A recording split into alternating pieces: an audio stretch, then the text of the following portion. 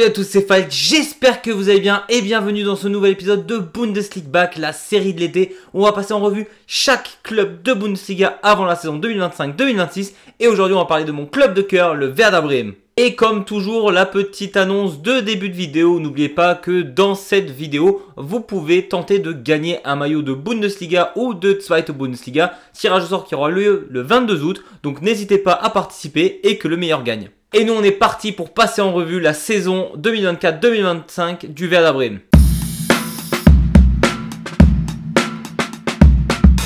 On a commencé à vraiment parler de clubs très lourds hier avec le VfB Stuttgart, mais alors voir le Werder Bremen 8e de Bundesliga, et ben sincèrement, chaque supporter du Werder Bremen en début de saison signait tous les jours une 8e place en fin de saison. Promis, même si c'est mon club préféré, je vais essayer de rester le plus objectif possible. Et pour le coup, il n'y a pas grand chose à dire sur la rétrospective du Werder Bremen. C'était vraiment une saison en deux temps.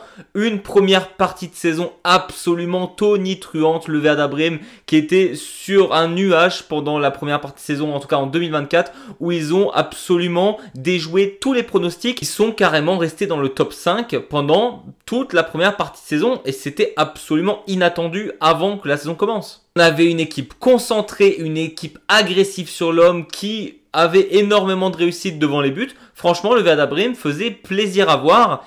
Et puis est arrivé 2025. Des joueurs qui t'avaient permis de rester tout en haut de la Bundesliga comme Romano Schmidt qui est vraiment devenu un vrai leader dans ce vestiaire. On a Stage que j'ai carrément mis dans mon 11 des meilleurs joueurs de la pré-saison. On a aussi Marvin Duksch qu'on a tendance à oublier mais qui n'était vraiment pas mauvais cette saison malgré quelques petites blessures. Ces joueurs, ils ont baissé de régime et si déjà l'effectif est plus ou moins fatigué, si tes joueurs phares commencent à baisser de régime, c'est la dégringolade. Et donc tu te retrouves avec une saison où évidemment tu es satisfait de cette 8e place, tu aurais espéré comme beaucoup d'autres clubs atteindre l'Europe vu que déjà l'année d'avant tu n'étais pas très loin de réussir. Malgré tout on est quand même content de cette 8e place, tu étais assez longtemps dans le top 5 et donc tu aurais pu espérer au moins l'Europa League en fin de saison. Au final tu as une énorme baisse de régime, même s'il y a eu un certain petit sursaut d'orgueil j'ai envie de dire lors des 5 derniers matchs de la saison où le Werder Bremen n'a encaissé aucune défaite. Franchement, s'ils avaient pu faire ça un peu avant, ça aurait été plutôt cool. En Coupe d'Allemagne, tu vas quand même assez loin, mais tu perds contre l'énorme équipe qui était l'Arminia Bielefeld lors de cette Coupe d'Allemagne, qui, on le rappelle, juste avant avait quand même éliminé l'Union Berlin et le Borussia Mönchengladbach. Donc, ils avaient déjà éliminé des gros avant d'éliminer le Werder Bremen. Et c'est vraiment très Werder Bremen de perdre contre une ligue inférieure en Coupe d'Allemagne. Et d'ailleurs, la grosse fun fact entre Bielefeld et Bremen, c'est que ce match, on va le retrouver au premier tour de la Coupe d'Allemagne cette année. C'est-à-dire qu'on a déjà un Ligue 1 contre un Ligue 2. Il y en a quelques-uns des matchs comme ça. Mais jouer contre le finaliste de l'année dernière, ça saoule un peu quand même. Non, la story du Werder Bremen qui était vraiment folle finalement cette année au-delà du match d'adieu de Diego qui est une légende absolue du club, c'est tout le feuilleton qu'on a eu au début de cet été avec Ole Werner. Si vous ne l'avez pas suivi, Ole Werner, qui était donc coach du Werder Bremen depuis quasiment 3 ans, je crois, voulait concrètement rester au Werder Bremen, sauf qu'il demandait à la direction de Bremen d'avoir plus d'achats, tout simplement pour avoir plus de profondeur de l'effectif. On verra ça tout à l'heure. La direction du Werder Bremen a accueilli Ole Werner dans son bureau, l'a regardé et lui a concrètement dit de faire avec ce qu'il avait. Et donc, Ole Werner, il était forcément un petit peu saoulé et son contrat s'arrêtait dans 1 an. C'est-à-dire que là, il devait être encore pendant 1 an le coach du Werder Bremen. Et Bremen voulait re-signer Ole Werner. C'est-à-dire que tu as un coach qui te demande des choses, tu lui refuses, mais tu veux quand même le re-signer parce que tu es satisfait de ses résultats. Ça fait 2 saisons de suite que tu es dans le top 10, c'est super pour le Werder Bremen. Donc, tu veux le re-signer. Mais Ole Werner a regardé la direction et leur a dit non. Et par principe, je comprends le coach. À un moment donné, tu es coach, tu fais avec le peu de matériel qu'on te donne et on veut te re-signer derrière, tu refuses et ça se comprend. Et le but, c'était un peu de faire pression sur la direction du Werder Bremen. Sauf que la direction du Werder Bremen, qui avait prévu de re-signer leur coach, a tout simplement viré le coach. C'est-à-dire qu'en l'espace de 72 heures, tu passes de « je veux te re-signer » à « je te vire ».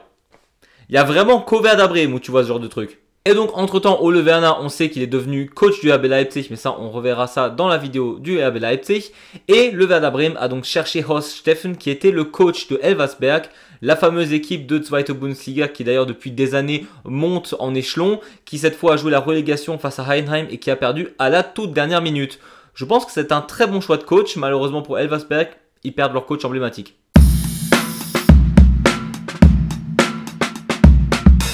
On arrive aux forces et aux faiblesses de ce Werder Bremen et la première chose que j'ai remarqué et trouvé dans mes statistiques en faisant mes recherches, c'est que le Werder est le club qui marque le plus de buts de la tête de la Bundesliga. Ils ont marqué 8 buts de la tête et ont marqué 10 buts sur centre. C'est le club le plus dangereux.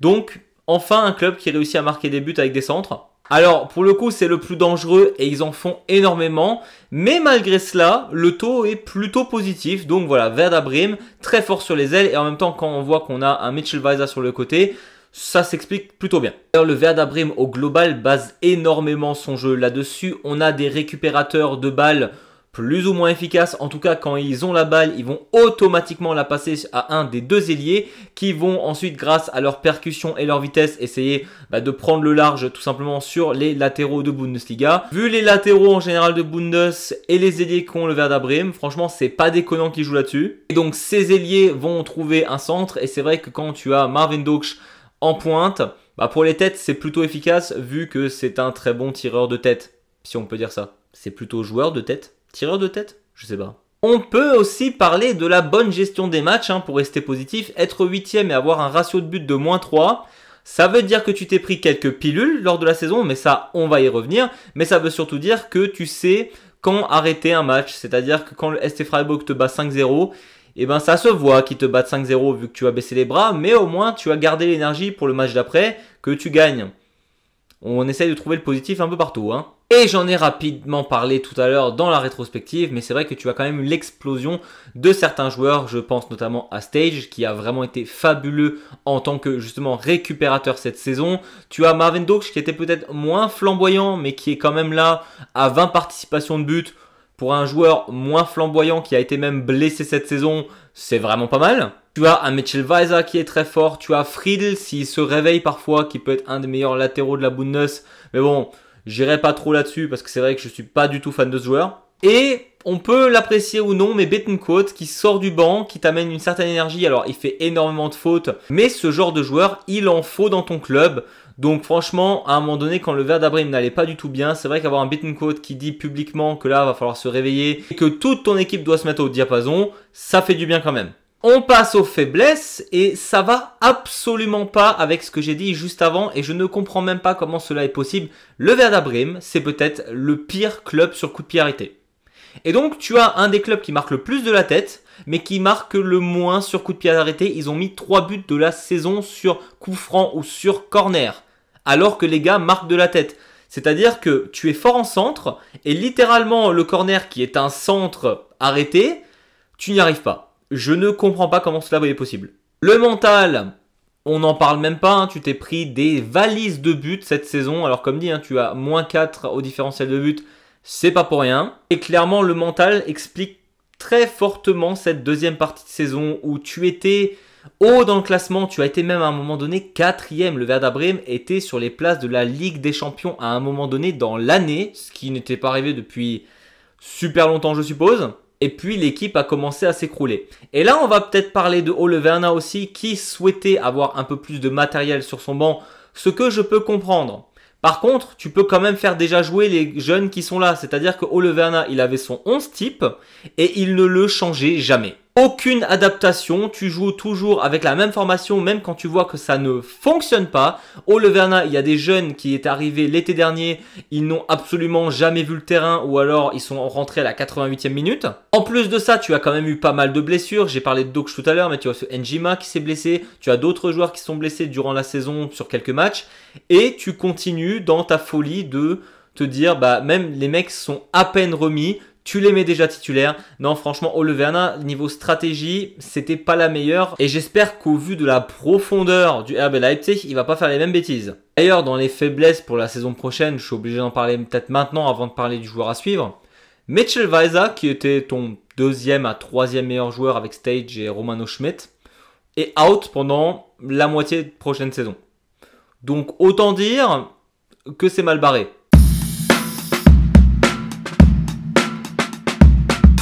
On arrive sur mon joueur à suivre et le Werder Bremen fait pour moi le pire mercato de la Bundesliga avec évidemment le 1. FC Heidenheim, sauf que eux c'est par manque de budget. Le Werder Bremen, je dis pas que c'est un des top budgets de la Bundesliga, mais n'empêche que le mercato qui nous pondent là, c'est une bouse monumentale. Déjà tu perds tes joueurs que tu avais en prêt. Keun repart au Galatasaray, André Silva repart au RB Leipzig, mais d'après ce que j'ai compris, peut-être qu'au moment où je sors cette vidéo c'est fait, mais André Silva va peut-être revenir, mais vu ce qu'il nous a pondu sur la moitié de saison, franchement qu'il revienne ou pas, bah, ça changera pas grand chose. Tu as aussi tes joueurs qui partent pour 0 €. Anthony Young, qui était peut-être un de tes meilleurs défenseurs, il s'en va. Velkovic, il part aussi. Eva Burke, qui nous avait remonté son potentiel depuis son retour, bah, il part pour Union Berlin. Donc voilà, super, tu te retrouves avec des joueurs qui partent, qui ont une qualité certaine pour que dalle. Tu as fait effectivement peut-être le plus gros transfert de ton histoire avec Mbangula qui vient pour 12 millions d'euros. C'est énorme, un jeune de la Juve qui est là, qui a 21 ans, qui a envie d'être là apparemment. Ça se voit pas trop sur les photos vu à chaque fois comme il tire la tronche. Mais bon, il est là et il s'est déjà blessé évidemment en camp d'entraînement. Ça va me faire une Naby Keita, je le sens gros comme une maison. Non, désolé, là je parle avec le cœur parce que c'est mon club. Mais alors ce joueur, même s'il a un talent fou apparemment, hein, je me dis que si c'est un joueur de la Juve qui a 21 ans, qui n'est pas conservé par Turin et qui est acheté pour 12 millions, c'est que oui, le talent existe, mais pas pour la Juve. Donc on verra ce que ça donne. Peut-être qu'en Bundesliga, ça va devenir une méga star, c'est possible. Ou peut-être qu'il a juste un potentiel moyen, moins, et qu'à Bremen, il va pas s'en sortir et qu'il va tout le temps se blesser, parce qu'apparemment, il s'était déjà blessé à Turin, et là, c'est reparti. Donc si tu as mis 12 millions, je crois que c'est le plus gros transfert du club pour un mec qui se blesse, super. Et puis le Werder Bremen s'est dit qu'ils allaient vendre leur meilleur attaquant des dernières années. Ah oui, je parle pas de Füllkrug, je parle de Marvin Duksch qui part, je crois, à Birmingham City pour 2 millions d'euros. C'est-à-dire que tu as le troisième joueur le plus prolifique de la Bundesliga depuis 3 ans. C'est-à-dire que tu as Harry Kane en premier, tu as Guirassy en deuxième. Marvin Duksch est le troisième attaquant le plus prolifique de la Bundesliga. Il part pour 2 millions d'euros alors que son Marktwert était entre 6 et 7 millions. Donc techniquement, tu l'as bradé le joueur. Je ne capte pas la gestion financière du Werder Bremen. Je suis dépité. Donc pour ce qui est du joueur à suivre, on va dire Romano Schmidt parce que c'est peut-être mon joueur préféré actuellement vu que Marvin Duksch est parti du Werder Bremen. Je l'aimais déjà beaucoup Schmidt, mais c'est vrai que je trouve que cette année il a pris une dimension supérieure. Au-delà du terrain où il est très fort et je crois que c'est le plus gros Marktwert de toute l'équipe où il est entre 12 et 15 millions, Romano Schmidt. Déjà j'espère qu'il sera encore là à la fin du mercato, c'est pas dit non plus. Mais je trouve qu'il a surtout pris un rôle de leader essentiel au sein de cette équipe. Et j'espère sincèrement qu'il reste parce que s'il m'enlève Duksch et Romano Schmidt lors du même été, je vais à Bremen poser une bombe. En tout cas, avoir un joueur qui tape du poing sur la table, qui va aussi publiquement dire quand les choses ne vont pas. On a Bittencourt, mais il est intrinsèquement moins fort que Schmidt. Et on a Schmidt, que j'espère qu'il reste l'année prochaine, s'il vous plaît.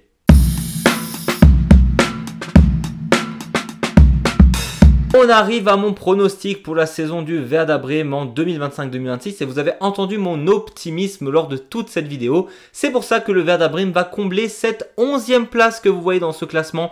Oui, je pense que le Werder Bremen va perdre des places pour une raison simple. Ils sont globalement moins forts que l'année dernière. L'effectif est réduit. Déjà qu'il n'était pas ultra fourni. Donc tu perds automatiquement des places. Horst Steffen, j'ai énormément confiance en ce nouveau coach. Mais bon, c'est pas un magicien non plus. Il va faire avec ce qu'il a. Et il a moins que ce qu'avait Ole Werner. Donc à un moment donné, tu peux pas faire mieux. Sachant que devant, en Bundesliga, j'ai l'impression que beaucoup de clubs se sont renforcés et vont mettre une sacrée tempête au Werder Bremen. Je les vois descendre. Par contre, pourquoi ils sont au-dessus d'un Augsburg ou d'un Union Berlin par exemple? Je pense qu'ils ont encore les joueurs intrinsèquement meilleurs s'ils sont encore là. Stage, Schmidt, Weiser, lorsqu'il revient, on a plusieurs joueurs qui sont vraiment très forts. Même le jeune de la Juve qui vient d'arriver, je pense qu'en Bundesliga, c'est un meilleur joueur que tous les joueurs de Union ou que les joueurs de Augsburg. C'est pour ça que je les place juste devant. Mais je pense qu'au niveau du classement et des points, ils seront pas très loin d'eux. Et je profite de cette fin de vidéo évidemment pour envoyer tout mon amour à Marvin Doksh, qui est un joueur qui m'a fait kiffer pendant plusieurs années. Je sais qu'il a polarisé énormément les fans, mais je m'en fiche. Moi, c'était un joueur que j'ai adoré. Il faisait partie du duo des Hässliche Vogel avec Füllkrug, et vraiment ce duo de joueurs, voilà, enfin, je vais chialer. Donc je lui souhaite le meilleur en Angleterre en espérant qu'il continue à fracasser les cages adverses. Et j'espère le revoir un jour, pourquoi pas sous les couleurs du Werder pour terminer sa carrière. Ou en tout cas, le revoir tout court. En tout cas, Marvin Doksh, merci pour tout. Vraiment le type de joueur qui n'a absolument pas la reconnaissance qu'il méritait d'avoir. Voilà, c'était tout pour moi. J'espère que cette vidéo vous a plu. N'hésitez pas à mettre un gros pouce vers le haut, à vous abonner, à commenter et à me dire est-ce que vous pensez que le Werder Bremen est capable de ne pas finir relégué au vu du nombre de blessures et de la catastrophe en interne. Nous, on se retrouve demain pour une nouvelle vidéo. Et d'ici là, je vous dis, servus!